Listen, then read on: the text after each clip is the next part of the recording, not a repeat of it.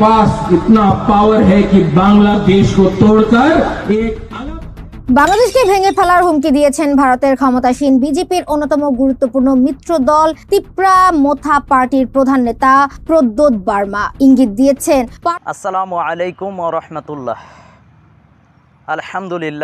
আলহামদুলিল্লাহি রাব্বিল আলামিন ওয়াসসালাতু ওয়াসসালামু আলা রাসূলিহিল কারীম ওয়া আলা আলিহি ওয়া আসহাবিহি আজমাইন ওয়া বা'দ।